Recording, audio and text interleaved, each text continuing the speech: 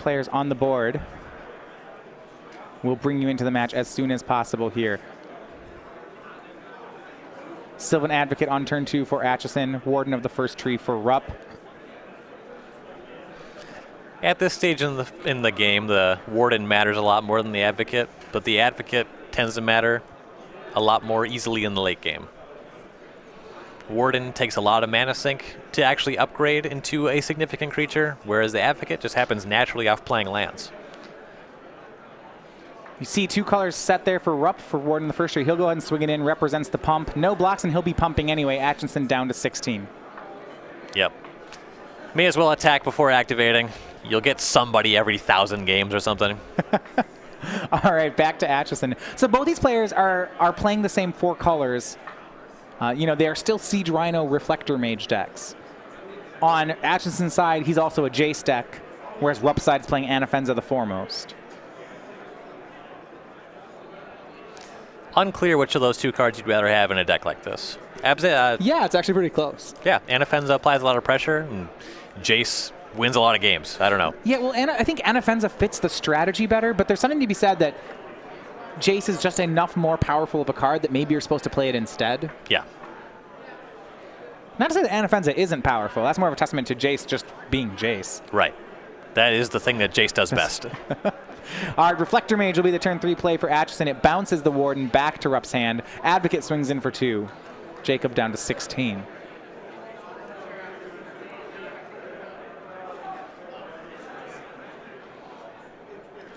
And speaking of Anafenza, that's going to be the play for Rupp. The 4/4 in play will attempt to set up as a blocker. Anafenza does not square off very well against 2/2/3s. No, they can gang up to block it. At the same time, Taylor, I believe, has another copy of Reflector Mage.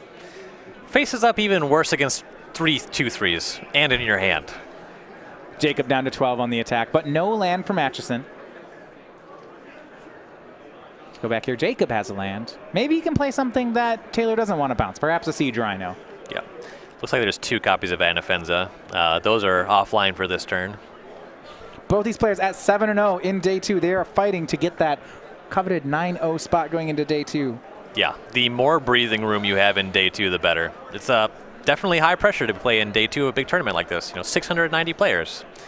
You know, and one thing we noted last round, both the decks we saw win and go to 6-0 were Siege Rhino decks. And the thing that these decks have in common at 7-0, they are both also Siege Rhino decks. This follows our Siege Rhino is a good card narrative. Yeah, I mean, we see tons of non-Rhino decks. And then we see these Red-Black Dragons. We see Rally. You can't forget that the Rhino decks, they're in the room and they're doing well. And the bounce wars begin here. Reflector Mage from Jacob Rupp will put Sylvan Advocate back in Atchinson's hand, and it'll be joined by Warden of the first tree. At this stage in the game, if Taylor doesn't start peeling lands, I believe that it will be pretty easy for Jacob to pull ahead. There's just access to 4 mana spells in this Rhino Mirror, kind of matters. He'll be able to 2-spell pretty soon, and that the Sylvan Advocate is just going to be a 2/3 until Taylor is able to get some more lands into play. Reflector Mage, going to be a 2/3 no matter what happens. After that first swing of tempo, the card does look less impressive.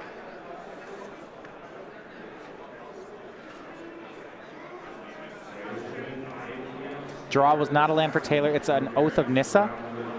It's kind of like a land. It could be a land, right? Yeah. Now, that said, he'd have to pay mana to get his land. There's a lot of ways this could go wrong. Certainly. Especially if he's using his green mana to cast it, that could strand things. If you have a good 3 mana play here, I imagine that you're probably just supposed to take it. Casting the Oath of Nissa and missing on lands means that you might just have to make that same 3 mana play next turn anyway.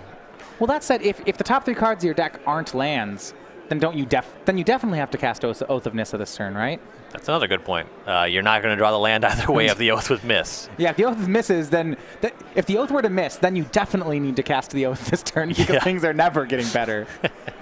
Here's a pair of attacks. Jacob will take the free block. 2 damage comes in. Rupp down to 9.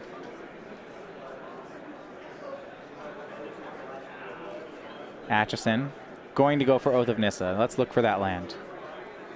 1, 2, 3. Hits it on the 3rd one down.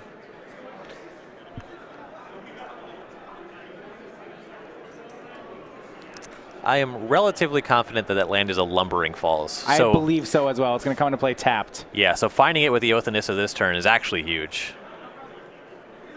It's good that he hits one. That's going to be his whole turn, however. Yeah. That I came into play tapped. That was part of the worry for Taylor. If he didn't hit an untapped land, he wouldn't have another spell. It's a huge price to pay for the land drop. Maybe one that he can't afford to pay. I guess we'll see that play out. Though the land was the third card, and it comes into play tapped. So it might have been a lose-lose situation, really. This seems like the better loss, even if this isn't good enough, though. Yeah, at least you got the land. Yeah. Inclined to agree there. Oath of Nissa in a deck with 0 planeswalkers from Atchinson's side. Yeah, not taking advantage of that mana fixing seems a little loose. That's what the card's all about, right? Yeah. That's why it's better than Ponder. It's good in your planeswalker decks. Yes. Your green walker decks. Warden's going to swing.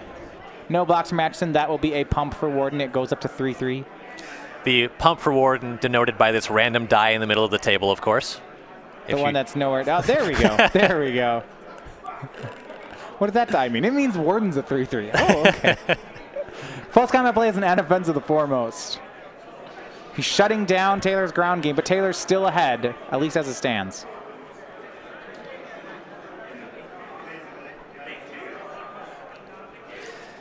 So Taylor has 2 creature lands that he cannot activate at this point in time. He has both the Hissing Quagmire and Lumbering Falls. 6 cards in hand for Taylor. This is a board position where throwing Quagmire in front of one of these creatures on the next turn wouldn't be terrible, but you know, it's just not possible. Yeah, you can't activate it. Giving away a land is huge too.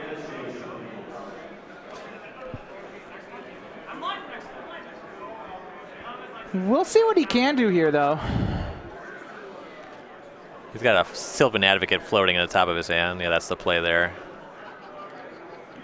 Pretty bad. Fast. Yeah, and a pass. That's. I imagine he was hoping for more that turn. Yeah. Draws a fetch land for Rupp.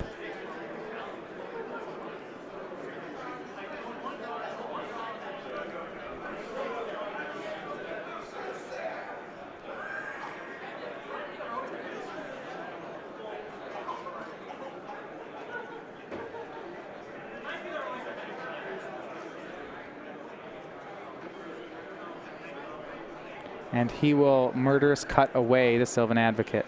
So before that Murderous Cut, all of his attacks seemed pretty bad.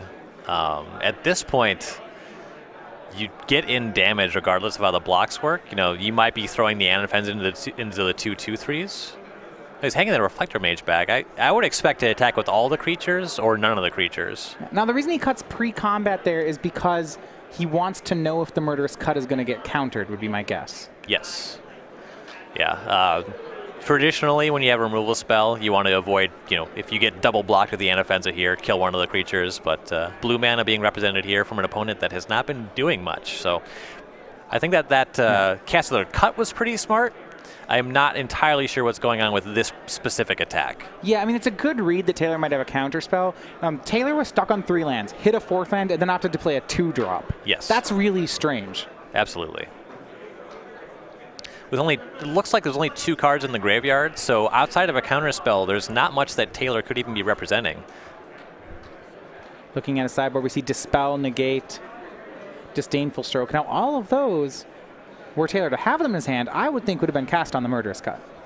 But it might be that he needs, if he has a Disdainful Stroke, he might need to save it for whatever Jacob's post-combat play is. Yeah, another creature on this table is much worse than losing a 2/3, I believe. A Siege Rhino, for example, post-combat would be lights out here. Yes.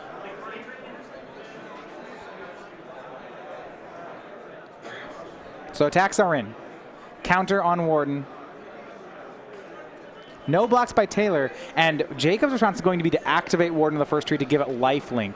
So Taylor will take 8, go to 4. Jacob will gain 4, go to 12. Big swing here. Absolutely. So presumably Taylor didn't make that double block because he expects Jacob to have another trick there, but he's really not in a better position than getting hit by a trick. He just has 2 2/3s and he's at 4 life.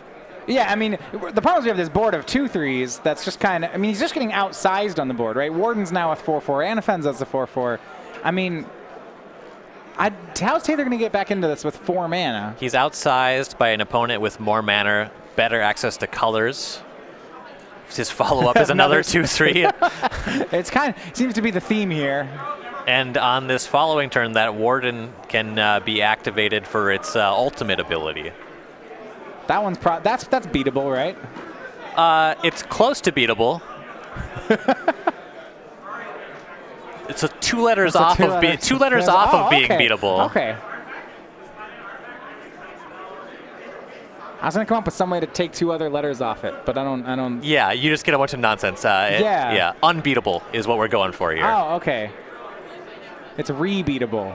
No, that doesn't really work. All right, back to Jacob's turn. You can come close to the word beetle. It's beatablist.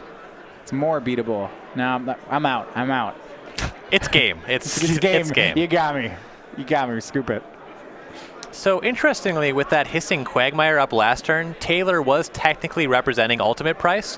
With that Quagmire tapped as his green source instead of the Lumbering Falls, that is no longer a concern of Jacob's, even if it was in the first place. Yeah.